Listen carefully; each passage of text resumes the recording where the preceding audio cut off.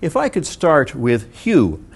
You at 24 years of age are the youngest person here, the only one of us who was born after the war was over. Can we go back, growing up in Hanoi after the war was over? What are the first memories that you have? Perhaps I'm too young to remember about the war, but my first memories about the war was that life at that time was very difficult. I saw people standing in queues with couplings in their hands, waiting for their turns to buy petrol, meat, and other necessities such as rice. Now, all these years later, after 1975 and after your first memories in the 1980s, we have people coming from the States, Viet Kieu or overseas Vietnamese, and they are beginning to contribute, are they, to the economy here? How are they received here? I believe they are very much welcome at home. The Viet Kieu are very important, I believe, to the development of Vietnam. Sure, they are very important because there are currently about 2.7 million Viet Kieu living in 100 countries around the world. Well, there's no doubt, really, that the Vietnamese American population, especially in California, will probably play a very crucial role for Vietnam, because you're talking about San Jose, for instance. There's 125,000 Vietnamese working in Silicon Valley, and you're talking about people with high-tech skills or people who own high-tech companies whose resources and skills can very much help Vietnam to get into the high-tech information age level and move itself away from the industrial level, which is very important because the rest of East Asia is doing so. Before we began the Đổi Mới or renovation program, we knew very little about the world market and how the world operates. But ever since we opened the door and allowed people and companies to come in, slowly we learned more about the world and how the world operates. And slowly it takes the fear of the people. A lot of the fear was from the unknown. And as we work more with companies and people coming in, we feel more confident. We are trying to equitize a lot of companies that are state-owned, and we want to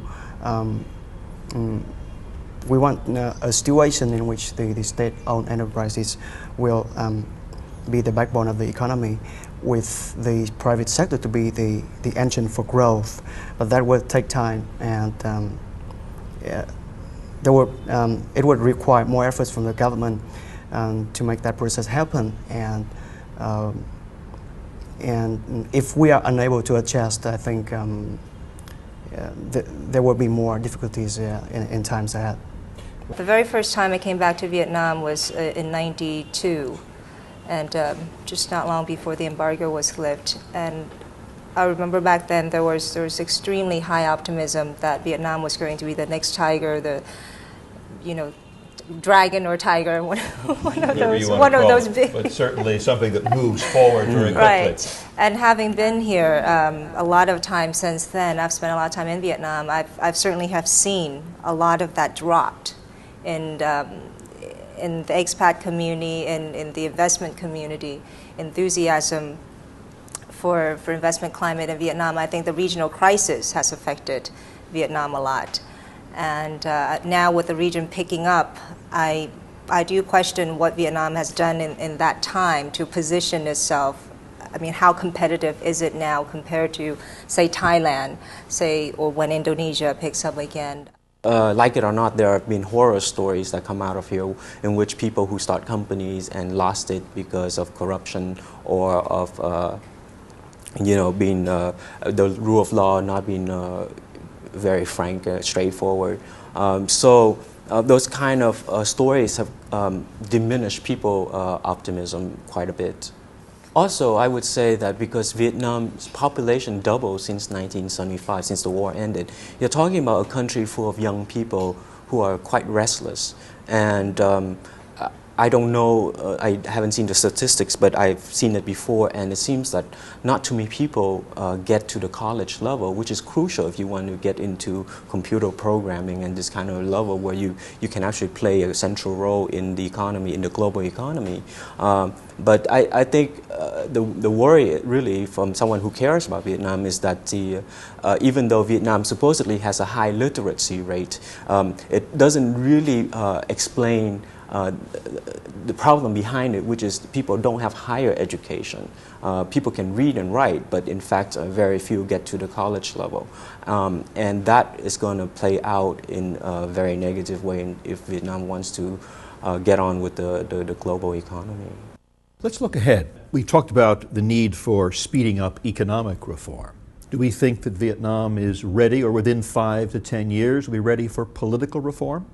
Well, what do you mean by political reform? They've been doing a lot of things around here, and I think together with the economic reform in Vietnam, there's been a lot of tolerance on politics and religion, issues in Vietnam.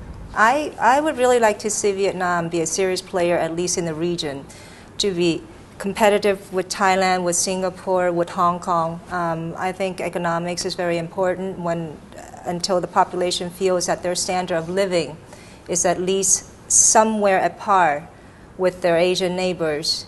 And then from that, Vietnam will have a voice internationally.